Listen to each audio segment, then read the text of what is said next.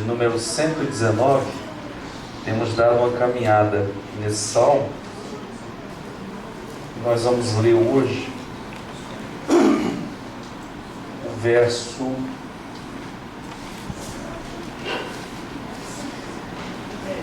pelas minhas contas é o 117. Confere aí.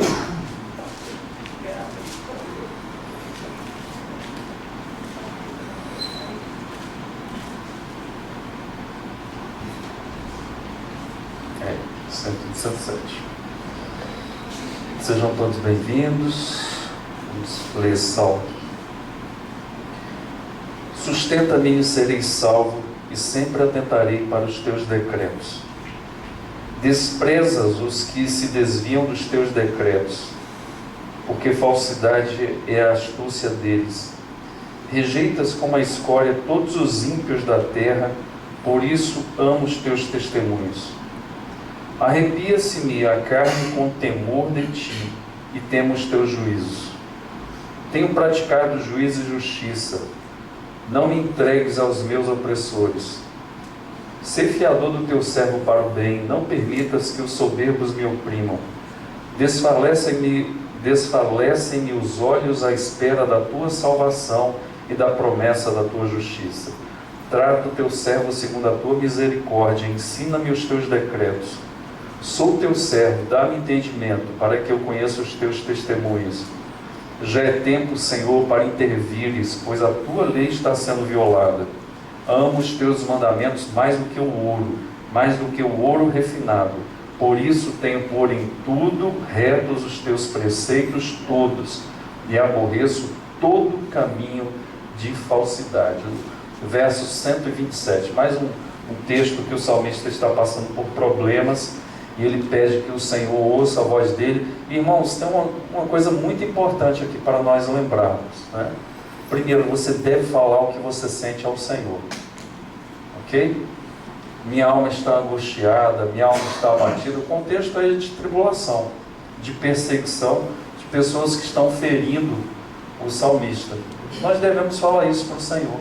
Ó Senhor, estou passando por essa dificuldade. O problema, irmãos, é que às vezes a gente vai falar para outro irmão, né? Como diz na Bíblia, a maledicência.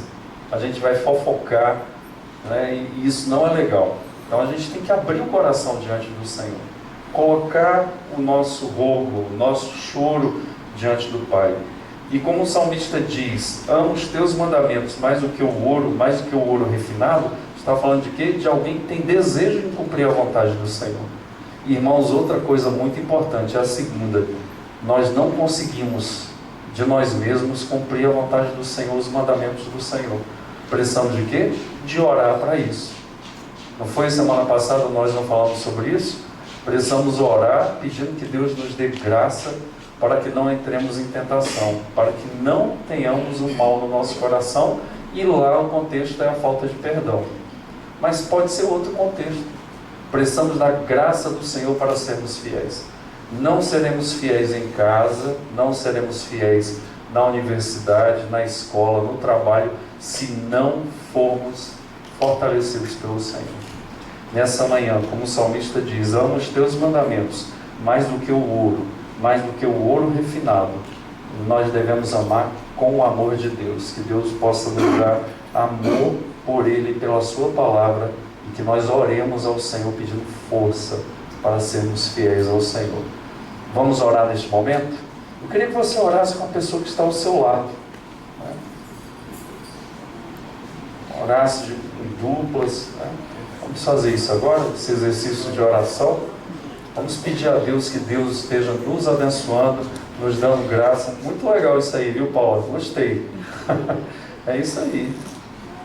Para todas as pessoas que estão mandando, tem gente que está ligando para mim, mandando e-mail, olha, a mensagem me abençoou, a aula me ajudou e tal, e tal, e tal. Eu falo para o Emerson, e eu não estou, isso não é pro forma. Aonde tem chegado os vídeos, as aulas, Deus tem usado esse irmão. Amém. E outros irmãos que têm estado no som, têm se dedicado nessa área tão importante, né? Então vamos orar nesse momento, uns pelos outros. Vamos fazer isso para a glória do nome de Jesus.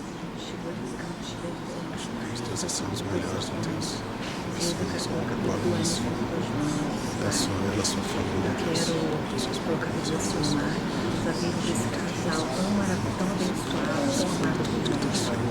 Senhor, que eles possam ser agraciados por Ti todos os dias. Guarda, Senhor, a mente e o coração deles em Ti, Senhor.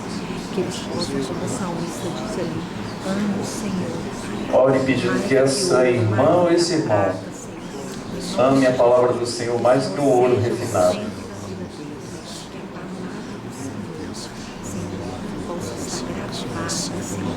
Constantemente na tábua do coração deles, que eles possam cada dia, Senhor, ser guiados por Ti, Senhor.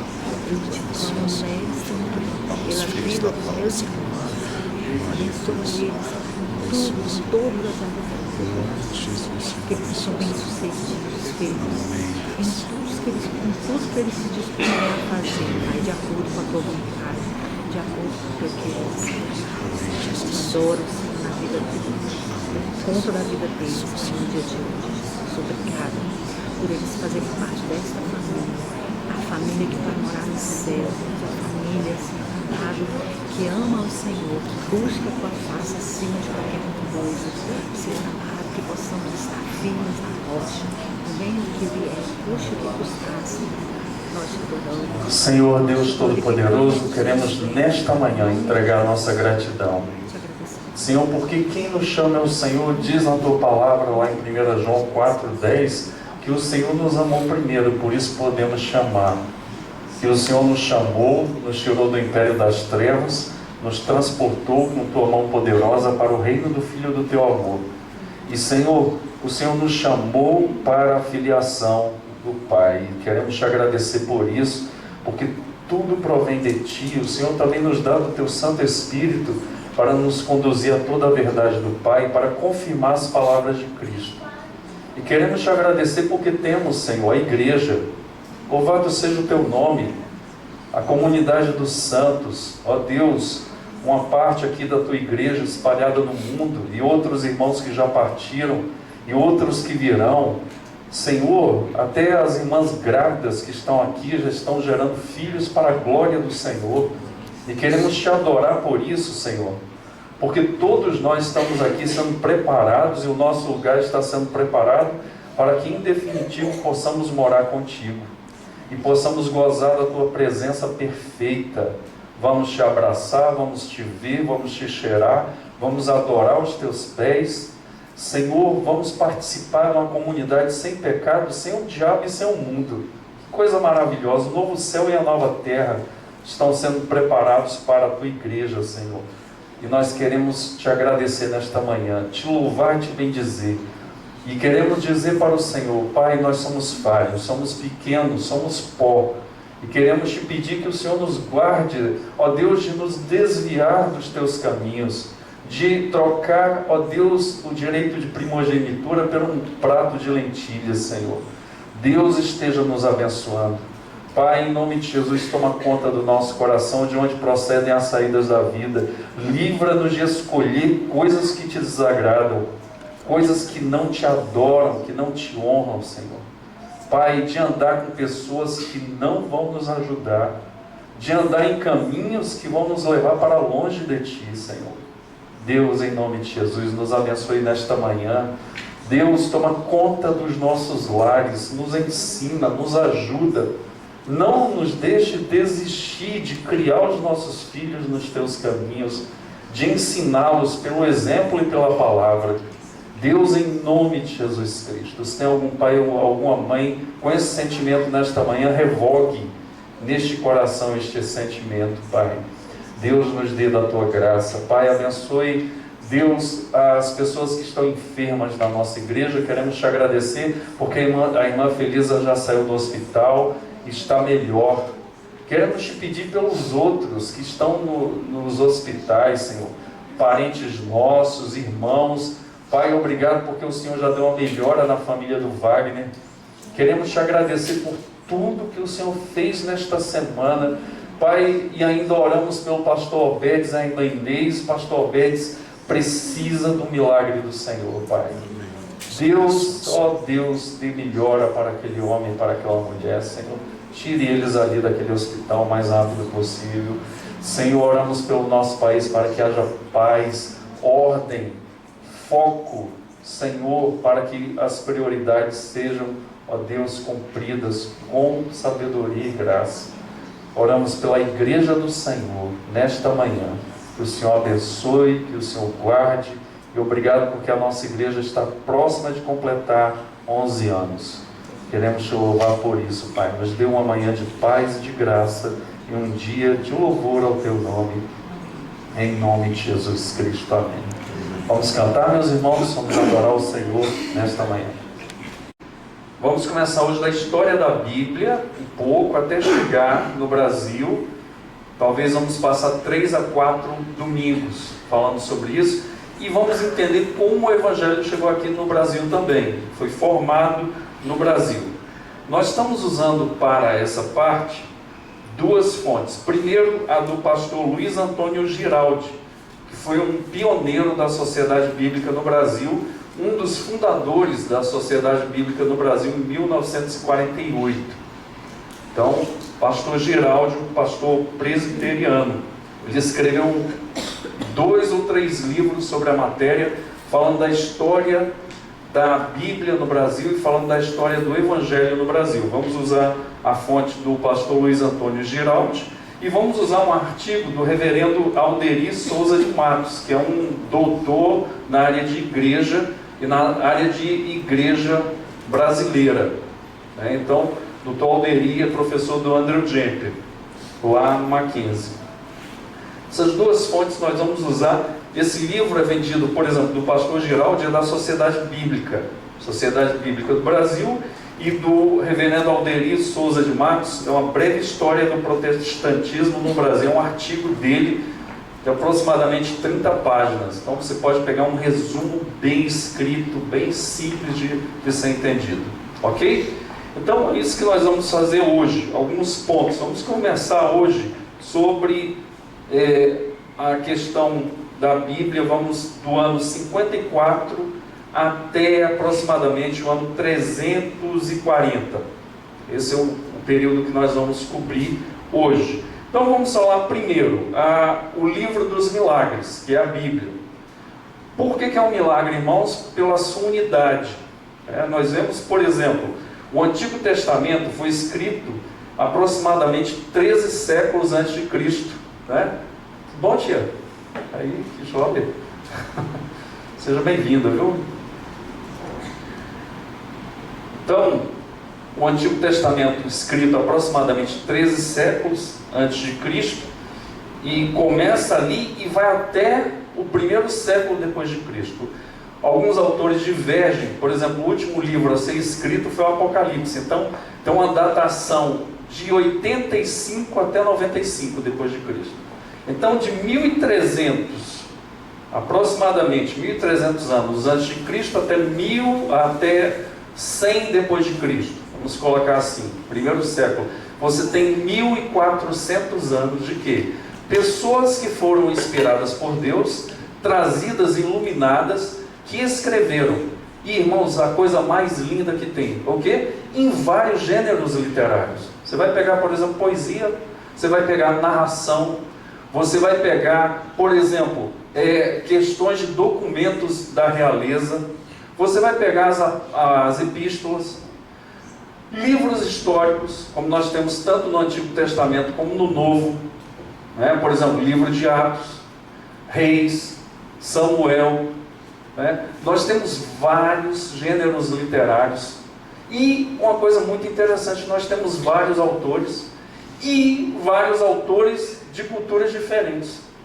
São muitos autores, muitos gêneros literários, mas uma unidade na Bíblia. Por isso que ele é um milagre, falando de Deus e falando da redenção do Senhor para a humanidade. Então nós temos essa transmissão e tem um eixo desse trabalho de salvação de Deus em relação ao homem. Irmãos, o que eu acho mais interessante é que nós estávamos mortos, o apóstolo Paulo diz, nos nossos delitos e pecados. Como eu falei no sermão da semana passada, o morto está morto, ele não tem vida, ele não se move, ele não tem desejo, ele não fala, ele não age. Ele não movimenta os seus membros porque ele está morto. E nós estávamos mortos em relação a Deus. Mas Deus, pelo seu grande amor, com que nos amou, veio e se revelou até nós, se mostrou. E isso é maravilhoso. E deixou um legado que é o livro dele. Por exemplo, irmãos, você colocaria uma pessoa que nem é profeta para escrever um livro da Bíblia? O profeta Amós, ele disse: eu sou colhedor de sicômoros e boieiro, e Deus me chamou para escrever, porque o pecado era tão grande no reino do norte, que Deus tira alguém do reino do sul, que não é um profeta da escola de profetas como Elias, como Eliseu, e leva para outro reino para profetizar, devido ao tamanho problema que aquele reino estava metido, ou seja, problema de muito pecado. Então, a liderança estava em pecado, o povo estava em pecado. Deus levanta o quê? Alguém que está lá no campo, e Deus unge essa pessoa e leva essa pessoa a profetizar. Então, são características interessantíssimas da Bíblia, uma diversidade, como disse Jerônimo, né? É um conjunto de livros que manifesta a glória de Deus. Jerônimo, no século V depois de Cristo. Como é que foi feita a sua transmissão? Irmãos, para chegar a Bíblia no Brasil, a Bíblia percorreu um longo e sinuoso caminho. Muitos caminhos, perseguições, pessoas morreram pela palavra do Senhor, foram enforcadas, foram queimadas. Por exemplo, Policarpo, bispo de Esmirna, aquela igreja do Apocalipse, ele foi queimado e foi golpeado pelas costas com faca. Para entender isso? Por quê? Porque falavam para ele: negue o nome do Senhor. Ele falou: não posso negar quem não me negou. E ele foi queimado, aproximadamente com 86 anos de vida, foi esfaqueado e depois jogado na fogueira. Por quê? Porque não negou o nome do Senhor. Pessoas morreram por esse livro, pessoas foram perseguidas. Por baixo da cidade de Roma foi construída uma cidade subterrânea de cristãos, e tinha ali momentos de quê? De culto que não poderiam cultuar. Momentos de quê? De lamentos pelos que foram presos. Irmãos, tinha uma coisa tão linda na igreja, por exemplo, a igreja subterrânea romana, que eles, quando eles faziam a ceia do Senhor, eles faziam alguns votos naquela ceia. Primeiro, não negar o nome do Senhor. Segundo, não negar o nome do irmão. Terceiro, não delatar os irmãos que estavam ali. Então, toda ceia que era comungada ali, eles faziam isso. Então, histórias de pessoas que lutaram para que a Bíblia chegasse até nós, escritos importantíssimos, que foram deixados na palavra do Senhor. Por exemplo, irmão, o primeiro livro, irmã, escrito, impresso, na imprensa de Gutenberg, quando Gutenberg inicia a imprensa em 1556, qual foi? A Bíblia. A Bíblia foi o primeiro livro impresso ali por Gutenberg e foi espalhado. Por exemplo, a Bíblia hoje tem mais de 2.400 idiomas. A Bíblia é o livro mais distribuído. A Sociedade Bíblica completou alguns anos atrás 100 milhões de Bíblias produzidas. Você sabia que a nossa Sociedade Bíblica é a sociedade bíblica que mais produz material? Não só de Bíblia, mas de obras raras. Tem obras em outras línguas. Por exemplo, saiu a nova versão do grego, a 28ª de Nestle Aland, que é o quê? É a obra mais importante de escritos neotestamentários que está sendo produzido desde o século XIX, lá em Munique, na Alemanha. É um centro de pesquisa e de produção que pega os textos mais antigos da Bíblia, certo? Hoje nós vamos ver aqui. O mais antigo é do século III, depois do século IV, depois do século V, depois de Cristo. Nós temos então, nessa gama de variedade de autores de cultura, tem ali a Bíblia, e já está produzida em mais de 2.400 idiomas e muitos dialetos, que a Bíblia já foi produzida, partes da Bíblia. Por exemplo, nós fazemos parte, eu falo isso com muita alegria, da tradução para uma língua indígena do Peru, os Aguarunas. A missão Logos, né? Tem gente que pensa que o Logos é só música, né? Mas a missão Logos é muito mais que música, porque eles pregam a palavra através da música. Então é uma missão missionária. E o Logos está traduzindo, já está na parte final do Antigo Testamento. O Novo Testamento já foi traduzido, está na parte final de tradução do Antigo Testamento para 80 mil pessoas que não tinham a Bíblia em sua língua, que são chamados os Aguarunas. Então nós fazemos parte desse projeto, ajudamos no sustento. Então a transmissão da Bíblia se deu de forma espetacular, né? Nós vimos aqui na Reforma na Inglaterra, a produção, por exemplo, de 3.000 novos mandamentos, né, novos testamentos, quando ali de 1515, William Tyndale, né, produz ali o Novo Testamento traduzido do grego e não do latim, o grego de Erasmo. A tradução e depois a Bíblia toda, que é chamada Bíblia acorrentada. Vocês se lembram que eu falei sobre isso? A Bíblia era acorrentada no púlpito para o povo não roubar. Hoje em dia tem tanta Bíblia, né? Antigamente tinha menos Bíblias, há 30 anos atrás, aí quando alguém roubava o carro de um crente, tinha uma Bíblia dentro, o ladrão levava a Bíblia para ele. Aí o crente ficava triste porque o carro foi roubado, mas ao mesmo tempo alegre porque a Bíblia foi levada também, né? Mas irmãos, eu tenho que falar do quê? Tem tantas Bíblias hoje, tanta produção, Bíblia em mídia, tem Bíblias espetaculares hoje, mas quantas pessoas lendo e meditando nas Escrituras?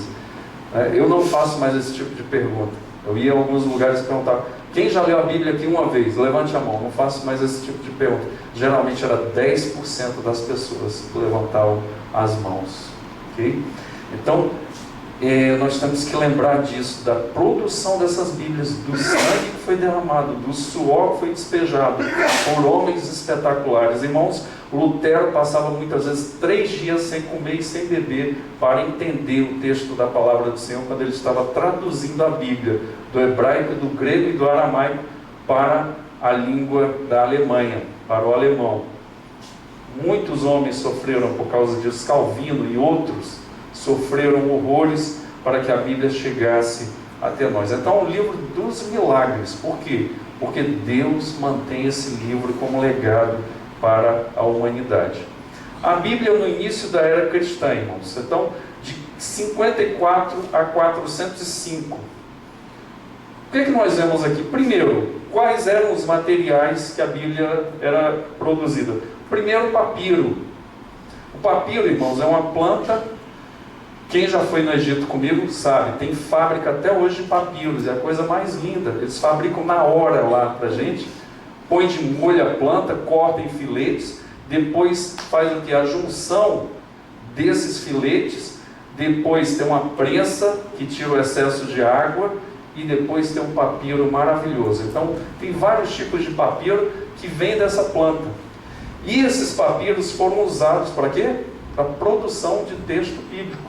Então muitos textos, até o 1º século da era cristã, foram produzidos em papiro. E tem vários tipos de papiro, qualidades dos papiros. Por exemplo, papiro hierático, que era usado para textos sagrados. Eu não sei se você sabe, mas quando um rabino era usado e copista da lei, que você tem muitos copistas da lei e rabinos antes de Jesus Cristo, chamado de escribas, e homens que eram dominadores de quê? Da língua bíblica, e eles tanto escreviam, copiavam o texto sagrado, como também faziam comentários destes textos. Então, por exemplo, um exemplo claro de escriba era Esdras. Então Esdras era chamado de escriba do céu. Por quê? 3 funções na vida de Esdras. Primeiro, entender a palavra do Senhor. Depois você vê aí Esdras 7:10, que é o texto da minha vida. Entender a palavra do Senhor. Depois, viver esse texto. E, em terceiro lugar, ensinar. Ou seja, Esdras sabia que tinha que passar pela busca do conhecimento da palavra, depois pela vivência, e depois o texto vivo na vida dele ia fazer transformação nos ouvintes. Essas 3 coisas. Portanto, Um copista, quando chegava, hoje você vai numa sinagoga, a pessoa não vai falar o nome do Senhor, não se fala, o judeu não fala, é um tetragrama em hebraico, e você não fala. Quando tem aquela palavra ali no texto, toda a congregação fala ou ele ou Adonai, que é Hashem ou Adonai. Eles não falam. E detalhe, quando o copista da lei estava copiando o texto, ele se ajoelhava e ele escrevia o texto com uma caneta especial. Depois dele ele escrever esse texto, esse nome do Senhor, que é indizível. Por quê? Porque a pessoa não fala, o judeu não fala esse nome, para não levar o nome do Senhor em vão. Ele trocava de roupa, ele se lavava e ele colocava as vestes novas, e ele ia lá. Irmãos, os ali do Mar Morto, comunidade do Mar Morto, que faziam essas cópias, quantas vezes tinha o nome de Deus ali? Tantas vezes eles faziam esse ritual de se lavar, de voltar. Às vezes tinha no texto 20 vezes o nome de Deus. Eles faziam 20 banhos rituais e troca de veste. Esse povo devia ter muita veste, né? Ele trocava de veste, colocava outra, se ajoelhava, tinha o nome do Senhor de novo, eles tomavam banho de novo, ia para lá, escrevia o nome do Senhor. Tal era o respeito. Portanto, tinha esse tipo de papiro chamado do hierático, que era chamado sagrado, que vem da palavra hieron, né, que é templo. Então, usado em documentos religiosos.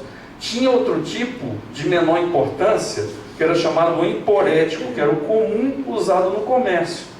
Então, o comércio usava esse tipo de papiro. Era uma produção de papiro muito grande, ou seja, o Egito ganhava muito dinheiro com a produção de papiro. A planta tem até hoje lá no Egito. Você vai, tem locais até hoje que produzem para a questão comercial, mas não é para escrita, é para a pessoa guardar na casa como lembrança. E tinha o outro, o liviano, que é chamado em homenagem à esposa do imperador Augusto, que se chamava Lívia. Lívia não veio hoje, eu ia fazer uma homenagem a ela, né? É Liviana, não Leviana, viu? Não confunda. Então, de qualidade superior, esse era o papiro mais importante que tinha, o mais caro, e foi dado esse nome em homenagem à esposa de Augusto, o imperador. Então, o papiro é um tipo de material usado para a produção da escrita. Agora foi tomando lugar do papiro o pergaminho. Então o pergaminho ele foi criado no século II a.C. na cidade de Pérgamo, por isso que o nome é pergaminho.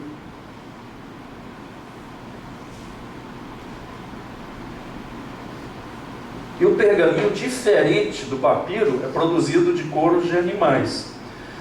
Vários tipos de pergaminho.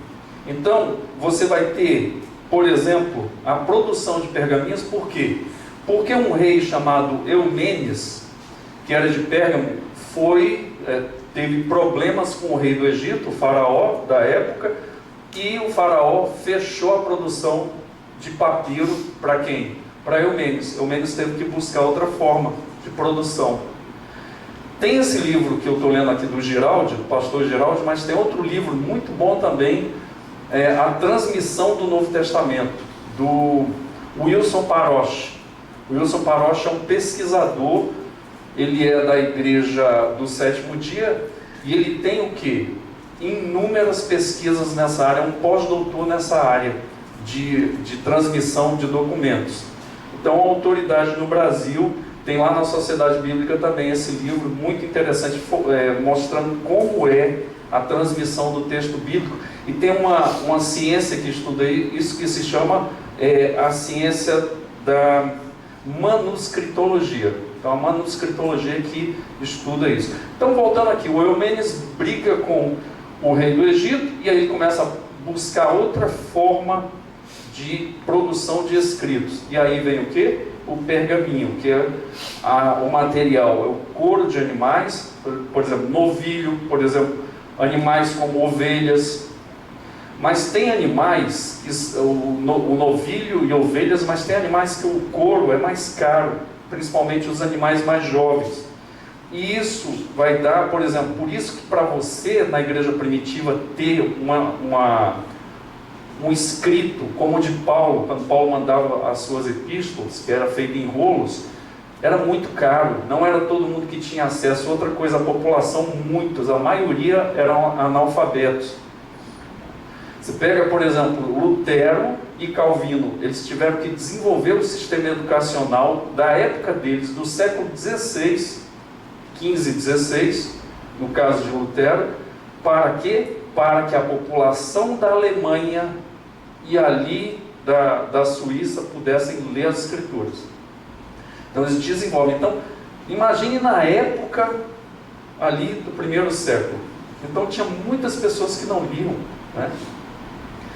E ali precisava de quê? De exposição e detalhe, onde é que eu quero chegar. O material era caríssimo. Então o Parosh fala, por exemplo, da produção de um material, de um livro do Antigo Testamento. Era uma fortuna. Não sei quantos animais eram mortos para isso. Então, às vezes a pessoa tinha um animal, era uma pessoa bem vista, ou seja, uma pessoa de posse. Imagine para essa pessoa produzir com 60, 70 animais para fazer o rolo, e eram vários rolos, né? Emendavam um no outro, quando depois vem a origem do códex, que é o nosso caderno. Como nós temos um caderno hoje, a partir do século II depois de Cristo, começa a produção de códex. Então, mas mesmo assim, era o mesmo material, um material muito caro. Era tão caro que acontecia o quê? Às vezes havia dominação de um povo sobre o outro, eles pegavam os escritos ali na biblioteca daquela região, ou então nos palácios reais, que eram verdadeiros locais de produção do conhecimento. Eles faziam o quê? Chama palimpsesto. Esse nome aí mesmo, esse xingamento. Não põe o nome de ninguém na sua família. Isso é muito ruim. O que eles faziam? Eles raspavam ali o pergaminho, na parte de cima, com a pedra chamada pedra pomes. Raspava e ali eles produziam outro documento. Detalhe, no ano de 94 ou 97, um camarada que é papirólogo, chamado Castentide, um alemão, já morreu.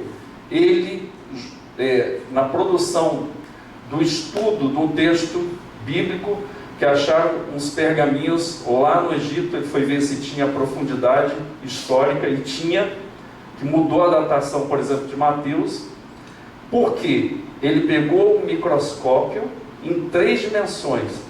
O microscópio era tão poderoso, e tem esse vídeo, você pode procurar no YouTube.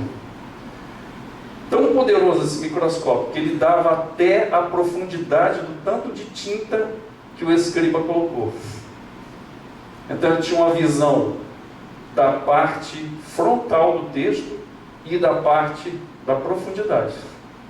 Então dava, por exemplo, até o erro do copista, ele falava, aqui foi um pingo de tinta que caiu, não é uma letra. Olha só onde chegou isso aí. Então ele mostra a dimensão da escrita. E ele, por que eu estou falando isso? Porque quando a pessoa raspava, ainda ficava marcas, se for igual aí, a mim.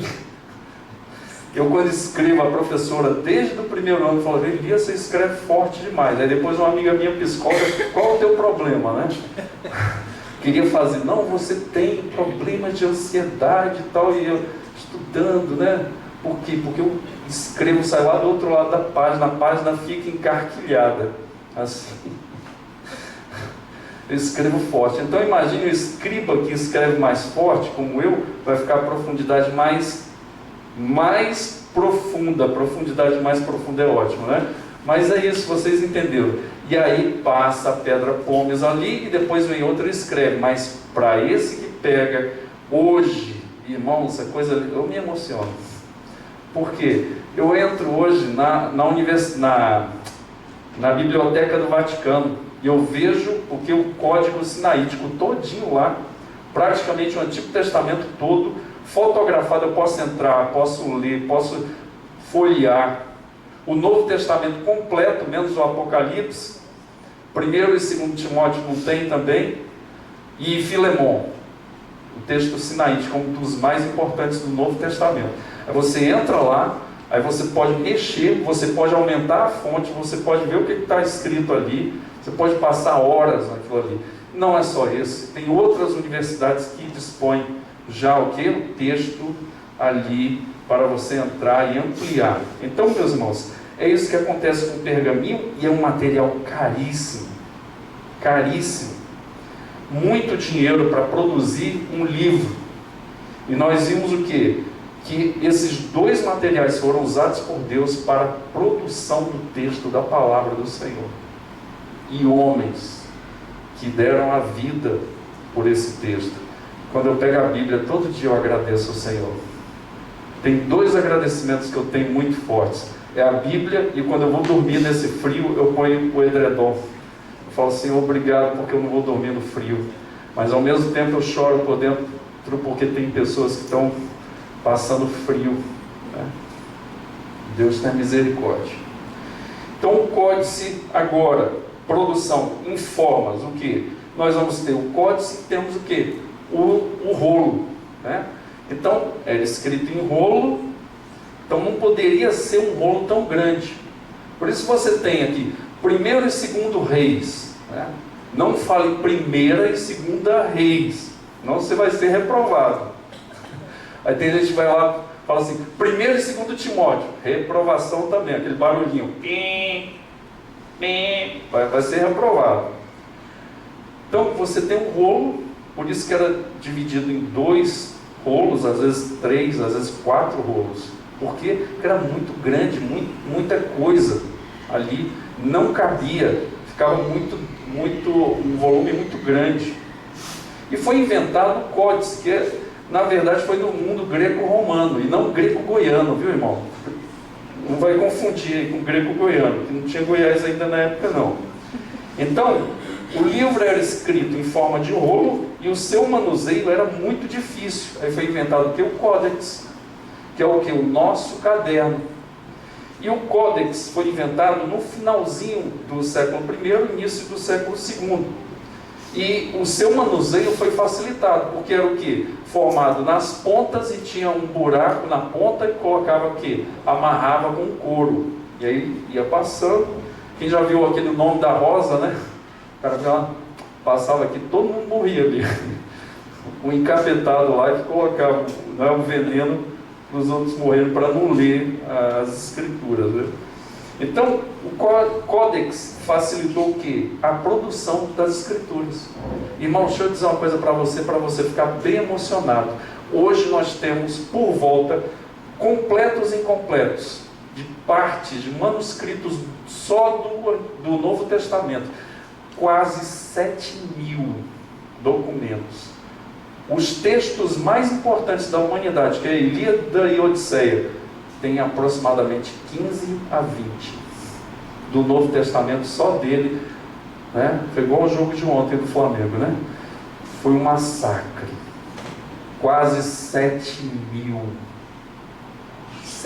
documentos, e ainda tem gente que duvida que foi escrito naquela época, né?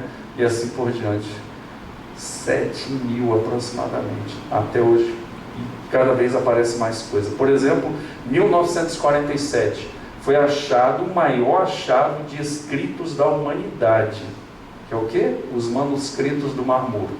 Quando você vai lá na região do Mar Morto, tem 8 grutas, irmãos, não foi produzida ainda, colocado à disposição da comunidade, nem científica, quanto mais a comunidade comum. Não foi colocado 50% desses documentos, que foi descoberto em 1947. Já imaginou? Um beduíno, aí a cabrinha entra numa gruta, ele vai atrás, quando joga a pedra, pum, um barulho de cerâmica, vai ver os vasos ali, que os escribas do Mar Morto guardavam os documentos ali de escritos. Por exemplo, eu me emociono, o livro de Isaías completo, do início ao fim, está lá no Museu da Bíblia em Jerusalém. 1947. Aí você fala, só tinha escrito bíblico? Não, tinha escritos da comunidade Qumran. Por exemplo, o mestre de justiça, eles acreditavam, né, o Messias deles. Então, meus irmãos, é uma riqueza. A gente fica às vezes procurando coisa, irmãos, aquela palavra que vem no meu coração, vai para a Bíblia, vai para a Bíblia, vai para a Bíblia. Tudo está aqui. E é maravilhoso. E Deus está atrás de pessoas que estudem esse livro. Porque nós carecemos, hoje em dia, nós carecemos. Nunca vi tanto analfabetismo bíblico como hoje. Pessoas que não amam isso aqui. A Bíblia do meu avô, meu amigo, se pegasse a Bíblia do meu avô, é emocionante. Deve ter até hoje, né? A Bíblia dele. Quem foi o felizardo, a felizarda, né? Foi minha mãe. Depois você pede para minha mãe trazer, para você ver como é que era a Bíblia dele. Tinha marca de óleo, porque não ungia a pessoa, aí depois pegava na Bíblia. Tinha estudos escrito, vermelho, verde, tinha aquela canetinha da Bic, né? Várias cores, verde, vermelho, cada estudo, ele era muito organizado. Cada estudo, aí tinha a letra dele, tinha a letra de forma, tinha a letra cursiva. A Bíblia todinha. Meu irmão, eu vou dizer uma coisa para você, se meu avô te parar, se você não fosse crente, já era. Conversou ali, aquela conversa tranquila e tal, leia aqui para mim, leia aqui para mim, leia aqui para mim. E falava assim, amanhã eu posso voltar? Posso. Aí no outro dia o cara gostou tanto que chamava a família. Ele entrava para casa, tomava o leitinho dele, abria a Bíblia, a família toda ele ganhava. E ele discipulava aquela família e levava para a igreja. Quando ia para a igreja e batizava, ele ia para outro lugar. Dá para entender? O enterro do meu avô foi espetacular. Muitas pessoas dando testemunho que Deus fez na vida delas através dele. Pessoa simples, mas cheia do Espírito Santo, focada. Não saía, como diz lá na Paraíba, não abria nem para um trem, né? O trem viesse e ficava lá. O códice, então, foi o formato que mais foi, a Bíblia foi proliferada. Outro, os originais da Bíblia, irmãos, nós não temos, que são chamados de autógrafos, não existe mais. Mas olha o tanto de manuscritos que tem, próximos ali do Antigo Testamento, do Novo Testamento. Nós vimos ali, o Novo Testamento foi produzido, irmãos. Se nós colocarmos uma data, mais ou menos de 50 até 90, 40 anos, o Novo Testamento foi totalmente formulado. Em 367, por Atanásio, colocar todos os livros do Novo Testamento foram fechados ali no Concílio de Cartago. Para entender a rapidez desse negócio, e hoje, né? Irmãos, eu vou viajar de avião, já estou preocupado, vai demorar demais. Mas eu vim da Paraíba, quase que eu morri na estrada, não foi? Foi uma semana de viagem.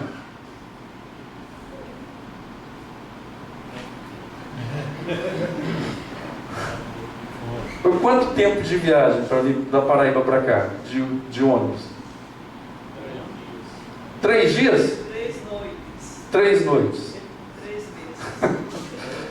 Dá para entender? Hoje a gente vai pegar um avião, demora o quê? 2 horas, está demorando demais.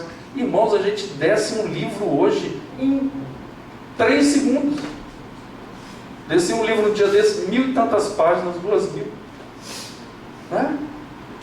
Eu sou do tempo que ficava na fila, na biblioteca. Ó, fulano deixou o livro? Deixou. Então vou pegar. Passa mais uma semana, devolve. Aí, meu Deus do céu. E agora? E o peso da minha mochila? Até hoje é pesado. O peso da minha mochila era... Hoje, irmão, pega aqui, ó, desço lá no e-book, acabou, não quero mais... Aí tem gente que fala, eu quero sentir o cheirinho do livro. Eu não quero sentir o cheirinho de livro, não. Minha coluna agradece. Né? Então, hoje é muito rápido. E está sendo gravado, hein? E depois fica para a posteridade. Quem não acreditar, tudo bem. Chegou o telefone lá em casa em 1977.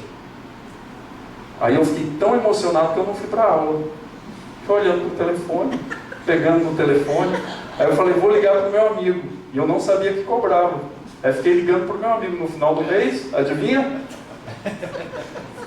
A conta. Mas aí eu falei para minha mãe assim, imagina quando a gente estiver vendo o Rui, que era o meu amigo, do outro lado do telefone. Ah, menina, isso não existe. Existe ou não existe? Hoje isso é ridículo, não é? Agora, isso não é profecia, isso é o que eu acho. Tá? Vai ter teletransporte. Se chegar assim, a viagem vai demorar quanto tempo? Segundos. Vocês estão rindo? Pois isso era impossível pela regra de Heisenberg da física. É impossível você determinar qual o lugar do elétron no espaço. Pois isso já não é mais. Desde 99 foi transportado o primeiro elétron. Desse jeito. De 99. Tá? Que meu amigo me mostrou lá. 99. Eu falei, tá vendo? Teletrabalho, meu amigo. Teletrabalho não, teletransporte. As coisas, teletrabalho. Por Spock vai gostar, né? Não é? Por Spock que vai gostar. É isso aí. Aí você vai rapidinho, você... Trem-bala. Você já ouviu isso? Havia um pouquinho do trem-bala que não toca no trilho porque é supercondutor? Fala isso aí para o pessoal até 20, 30 anos atrás. Tem gente que não acredita que o homem foi na Lua. Fala, isso é coisa de americano. Não é verdade? É muito rápido, irmãos. A coisa, ó, o que diz lá nos evangelhos? A ciência se multiplicará, o amor se esfriará de muitos. É isso, né? Hoje eu estava lendo de manhã na minha esteira lá, o que? A coisificação da pessoa. Tá uma boa coisa. Descarta, relacionamentos descartáveis, né? Mas vamos voltar para aqui. Veja, então nós não temos os autógrafos da Bíblia. Temos cópias, as cópias mais antigas nós vamos ver daqui a pouquinho. Então, meus irmãos, uma produção muito grande. Em 1456, havia mais de 2.000 manuscritos das Escrituras. Quando Gutenberg, ele começa a produzir a Bíblia, o primeiro livro, irmãos, descobertas arqueológicas do século XIX, coisas importantíssimas, que a arqueologia foi descobrindo com Champollion, um dos primeiros arqueólogos da escola francesa. E, irmãos, lá em Israel, se você for, eu ficava orando assim, tomara que Deus chame meu filho para ser arqueólogo, né? O cara vai para a administração. Ó, deixa eu dizer uma coisa, 96, primeira vez que eu fui a Israel. Ok? Quando chego lá, a gente foi visitar a Cesareia Marítima, que tinha o quê? A casa de verão do Herodes, o Grande. A gente foi lá.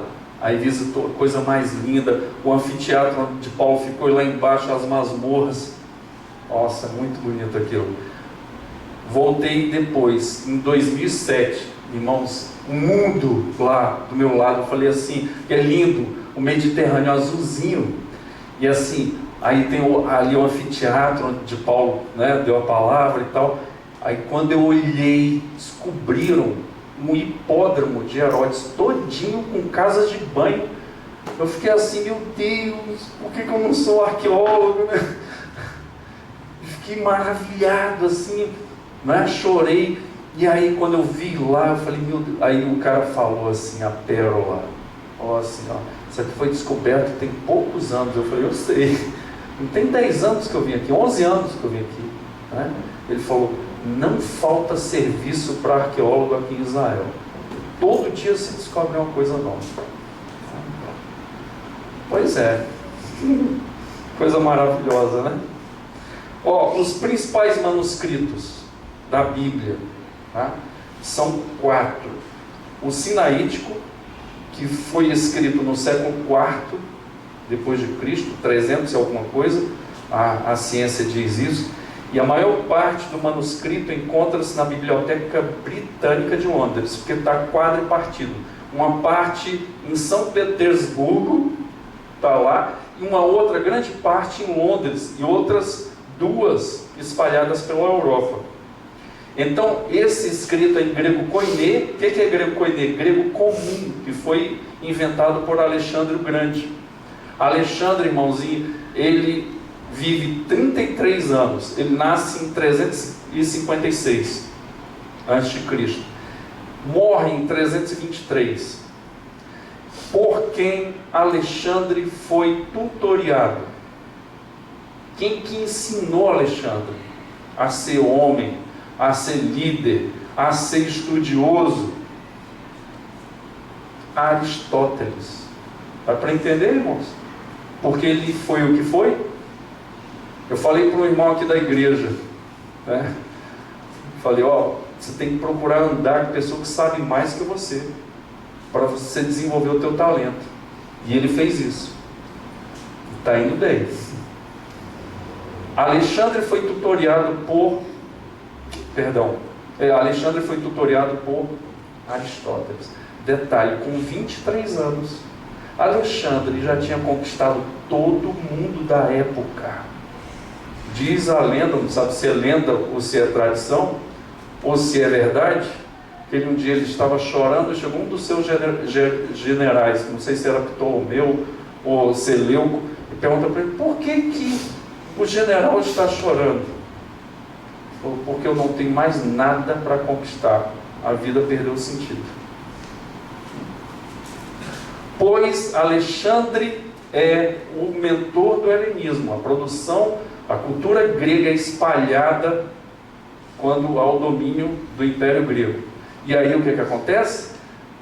Alexandre cria uma nova forma de grego, que é chamado koiné, que é comum, porque é falado no meio dos seus exércitos. Detalhe, o exército vai para onde? Para todo lugar, meu irmão.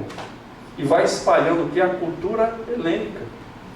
E uma das formas mais importantes para a proliferação da palavra é o quê? A língua grega, que é a língua franca.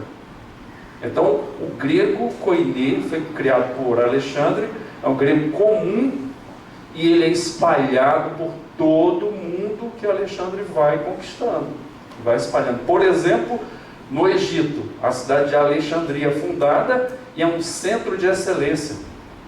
Irmãos, eu fui a Éfeso, tem uma biblioteca chamada Biblioteca de Celso. É o guia falando lá, o estudioso falando, 12 mil volumes. Irmãos, na biblioteca de Alexandria tinha mais de 1 milhão de volumes. Dá para entender? Que tamanho era essa biblioteca? E construíram uma biblioteca lá linda agora, em Alexandria. Coisa mais linda essa biblioteca. Enorme. O tamanho dessa biblioteca, dá para imaginar? Então você vai ter escrito em grego koiné sinaítico. Por quê, irmãos? Eu não vou entrar aqui, a gente vai entrar nessa matéria o ano que vem, na manuscritologia. A gente começar de novo o período de 3 anos. Por quê? Um alemão, eu vejo aqui um alemão representado, né? Um alemão chamado II também, né? Com aparência com Calvino, né? E o conde de Tischendorf, ele encontra no Museu de Santa Catarina, ali na parte inferior do Monte Sinai, que tem até hoje lá. Foi encontrado lá no século XIX esse escrito aqui, os manuscritos sinaíticos que os monges guardavam, ninguém sabia. Ele entrou lá e hoje esse achado, porque ele é igual aquele caçador da arca perdida, sabe? Esse conde de Tischendorf. Os caras queriam achar essa onde está a arca do Senhor. Até hoje, irmãos, tem um livro da Imago que fala sangue sobre a montanha. Quando a invasão de Nabucodonosor, aí os sacerdotes fogem com a arca, mas não é escrito canônico.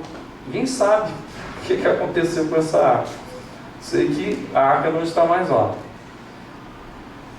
Né? Então, foi encontrado no século IV, ali no Mosteiro de Santa Catarina. E o ano passado, foi ano passado ou ano retrasado? Quando é que você fez Israel, Paulo? Retrasado? 2017. Estava aberto o mosteiro e a gente entrou. Porque eles fecham assim do nada. Não, a gente não quer abrir. Pronto, e pode chover, fazer sol. Até o Papa ir lá, eles não abrem. Nesse dia eles abriram, a gente entrou, mas não pode entrar nessa parte. Mas a gente entrou. Coisa linda. Então foi achado por Tischendorf aqui, naquele mosteiro que a gente entrou naquele dia, o manuscrito sinaítico. Foi chamado assim por causa do Sinai. Esse é do 4º século. Depois você tem o Alexandrino, que é o quê? Escrito também em grego, no 4º século depois de Cristo, e achado aonde? Na antiga biblioteca de Alexandria, essa que eu estou falando agora. Está hoje no Museu Britânico, você pode acompanhar pela internet também esse manuscrito em Londres. Ele contém a maior parte da Septuaginta, que é o escrito do Antigo Testamento em grego, acrescido de alguns livros, não só desses que tem na Bíblia Católica, mas de outros livros também. E o Novo Testamento completo. Novo Testamento completo. É um manuscrito em letras maiúsculas, todos esses são em letras maiúsculas. Não tem divisão de uma palavra para outra. Para entender isso? Colado uma palavra na outra. E em letras maiúsculas, chamadas escritos unciais. E foi escrito em pergaminho, como também o sinaítico em pergaminho. O terceiro agora, chamado Vaticano, por quê? Porque está na Biblioteca do Vaticano. Esse escrito que eu falei agora há pouco, tem quase todos os livros da Bíblia, principalmente do Novo Testamento, só faltando 1º e 2º Timóteo, Tito, Filemão e Apocalipse. Faltando. Mas é tido como o escrito talvez mais fiel. Então é guardado lá na Biblioteca do Vaticano, também escrito em letra maiúscula, e foi escrito também em pergaminho. Tá? Todos os 3 até agora. E o 4º, chamado Efraim. Por que o nome de Efraim? Século V. Então você tem o quê? Poucas partes do Antigo Testamento, pouquíssimas partes, só 6 partes de livros e fragmentos. E parte do todo, não tem o Novo Testamento completo, faltando o quê? 2 Tessalonicenses e 2 João. É um texto quase completo do Novo Testamento. Está no Museu de Louvre, em Paris. E por que é chamado assim? Por quê? Se lembram que eu falei do Palimpsesto?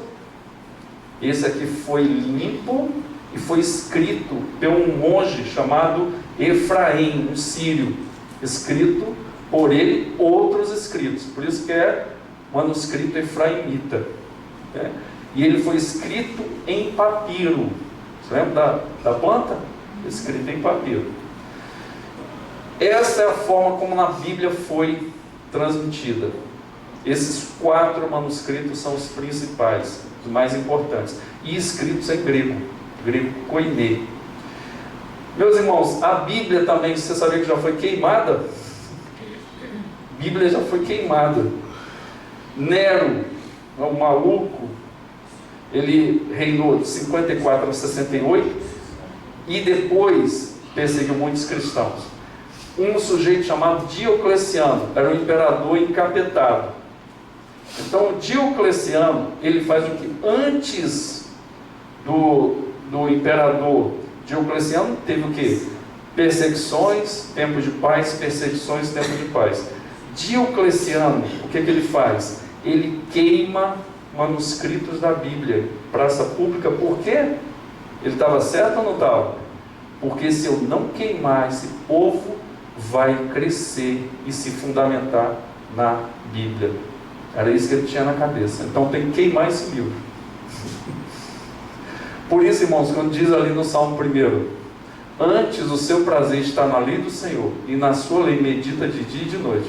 Você fala, e se acabar igual eu fui pregar, tem 2 semanas, fui pregar no culto, levei o celular, ainda peguei a Bíblia e falei, eu vou levar, não tem no celular. Quando cheguei lá, a bateria acabou. Na hora, eu tive que pegar outro celular emprestado, da Fabiana. Aí eu até brinquei, mas eu lembrei desse texto. Por quê?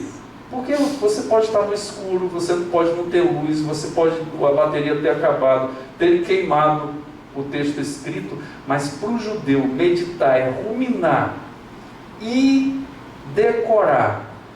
Para quê? Para usar no dia a dia. Então eles memorizam a palavra. Vocês viram o Salmo 119? Dividido em 22 partes de 8 versículos.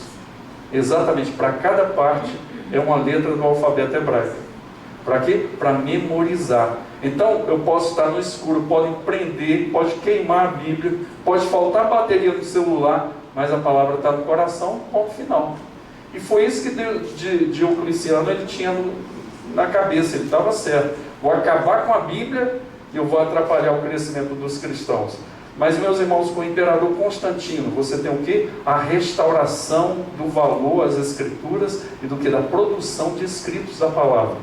Então ele vive de 272 a 337 e diz a tradição que o quê? Ele se converte no dia 27 de outubro de 312, quando ele tem uma visão no sol poente. Antes de uma batalha, ele vê a cruz e diz assim: por este sinal vencerás, escrito nessa cruz.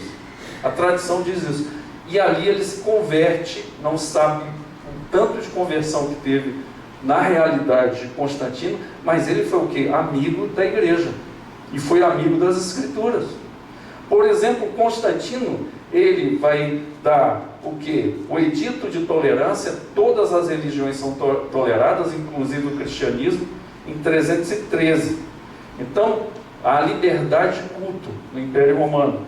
E dá apoio também integral à igreja para a construção de novos templos, que a mãe dele também era cristã, né? E a propagação do cristianismo e a divulgação das Escrituras Sagradas.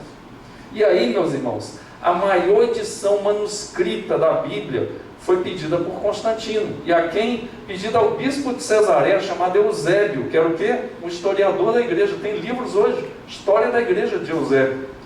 E Eusébio tinha sido perseguido, mandado para o exílio 4 vezes, e agora ele é trazido por Constantino. E tem uma tarefa: produzir 50 Bíblias. E ele vai produzir as 50 Bíblias, junto aos teólogos mais importantes da época, e ele vai produzir essa Bíblia.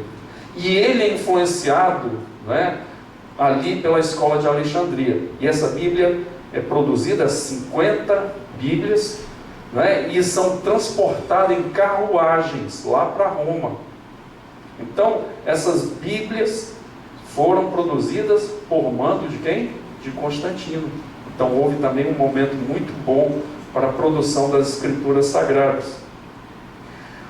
O cânon do Novo Testamento, como foi formado? Novo e Antigo Testamento. Você tem, por exemplo, do Antigo Testamento já no primeiro e segundo século, na cidade de Jâmnia. Deixa eu abrir um parênteses aqui que é importante.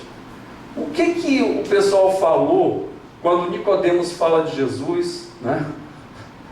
O que eles falam de Jesus? De Nazaré pode vir alguma coisa boa? Não foi isso que eles falaram? Não é? Pois, irmãos, quando vê a perseguição no primeiro século aos judeus, ali na Palestina, para onde que os rabinos fugiram para produzir escritos e fundar uma academia e manter o que? Acesa a chama das Escrituras. E o único grupo que foi fiel ao Senhor e às Escrituras foram os fariseus. Portanto, é dos fariseus que vem o quê? Toda a produção de escritos e da religião judaica. Tudo, graças a Deus por isso. Mas para onde é que eles foram? Para Galileia. Para Galileia. Que era o quê? Era, como diz lá o Kiko, era a gentalha. Ninguém queria saber de Galileia, sendo que eles não sabiam que Jesus não nasceu na Galileia, ele era de Belém, da Judéia. E aí o que acontece? Essa academia de Jâmnia produz o primeiro, fechou o cânon do Antigo Testamento, que é chamado de Bíblia Hebraica. A partir dali, do século, meados do século II, a academia de Jâmnia é fechado o cânon. Detalhe, agora, o nosso cânon do Antigo Testamento é igualzinho à Bíblia hebraica, só muda a ordem dos livros. Igual, mesma coisa. Nós seguimos exatamente na Reforma Protestante o cânon hebraico. E o cânon do Novo Testamento foi o primeiro que falou no fechamento dos livros do Novo Testamento, porque houve debates e concílios para se chegar nesse fechamento. Em 367, meus irmãos, ali você já tem o cânon do Novo Testamento falado na Páscoa de 367 pelo bispo, chamado bispo Atanásio. Atanásio é o primeiro que fecha esse cânon em 367 e depois esse cânon vai ser fechado no concílio para dizer os livros autorizados pelo Senhor. São esses 27 aqui. Então se juntam 39 com 27, costuma dar quanto? 66. Né? Que bom que você respondeu. Então você tem aqui o fechamento do cânon do Novo, mas o fechamento do cânon do Antigo já tinha sido no 2º século depois de Cristo. E meus irmãos, no próximo encontro, nós vamos chegar ao quê? Nós vamos chegar na Vulgata Latina e daí nós vamos dar um passo para outra parte. Nós vamos passar, hoje nós chegamos até o ano de aproximadamente 405. Por quê? Porque nós vamos ver o quê? A Vulgata Latina sendo produzida por Jerônimo.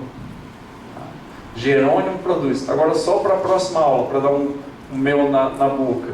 Né? Jerônimo ele produz os livros apócrifos para uns e deuterocanônicos para outros. A Igreja Católica é deuterocanônicos. São outros livros inspirados, que são aqueles 7 que tem lá no Antigo Testamento. Esses livros aqui foram colocados por Jerônimo e feito o quê?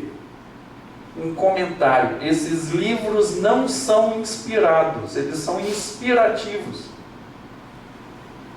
Os da Igreja Católica?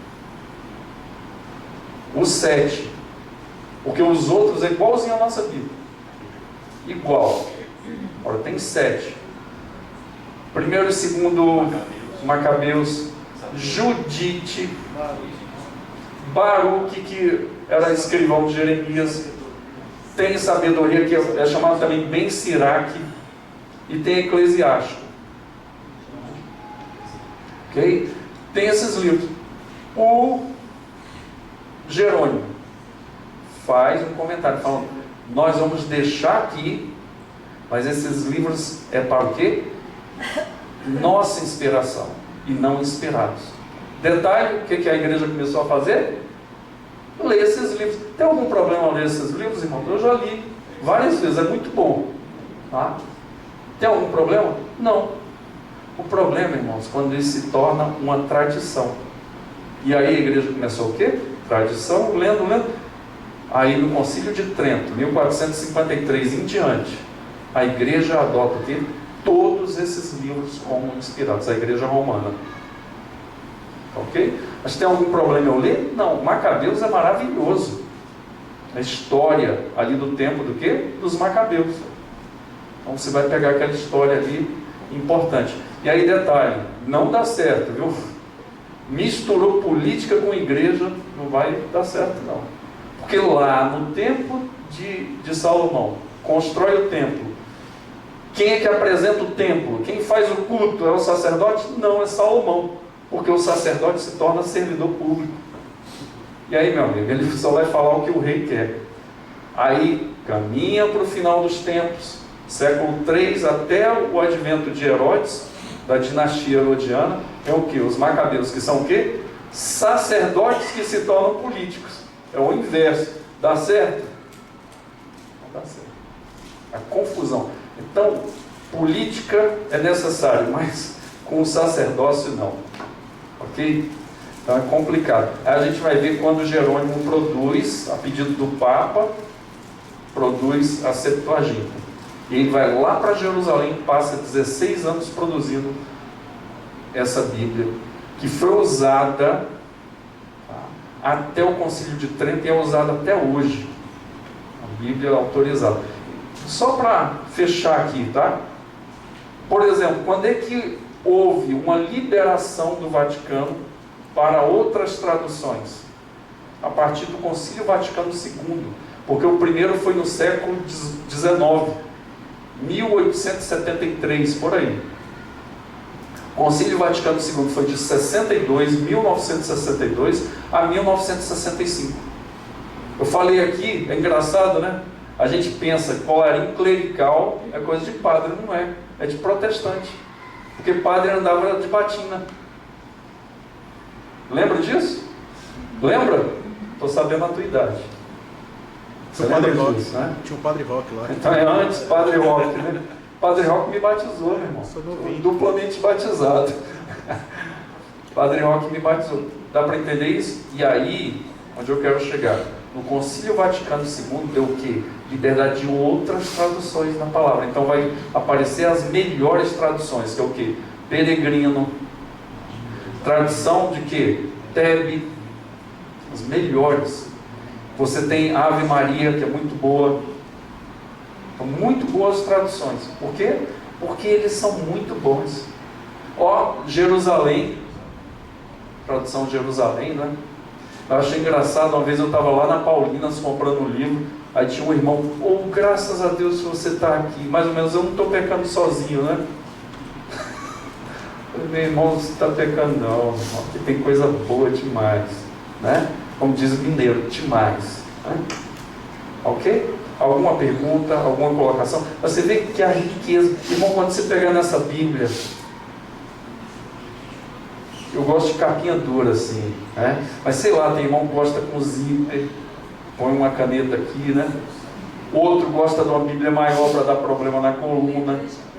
Outro que enxergava como eu, tinha uma Bíbliazinha desse tamanhozinho, agora eu não enxergo mais. Eu lia uma Bíbliazinha desse tamanho. Eu não sei, não importa a forma. Importa que você leia e saiba que Deus fez um milagre de chegar até as suas mãos. Ok? Isso é maravilhoso. Ok? Alguém queria falar alguma coisa? Pastor, lá em 642 teve um incêndio em Alexandria. Sim, a Biblioteca de Alexandria. E foi o abençoado lá, tal de Amir, que incendiou ela. Com esse incêndio foi perdido muita coisa. Meu amigo, 1000 anos de história.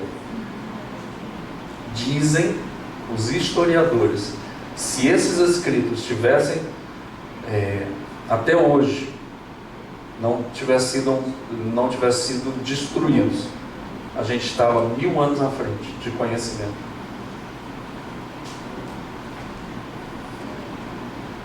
Foi queimada a Biblioteca de Alexandria. Não é isso.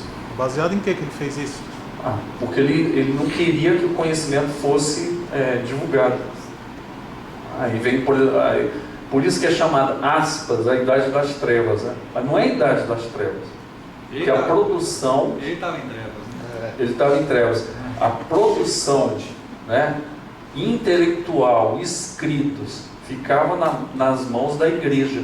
Os grandes cientistas, os grandes filósofos, os grandes escritores, os grandes livros, é o quê? A Igreja Católica. Os grandes pensadores dessa época, do início para o final da Idade Média. Por exemplo, Tomás de Aquino. Tomás de Aquino era um monstro, né?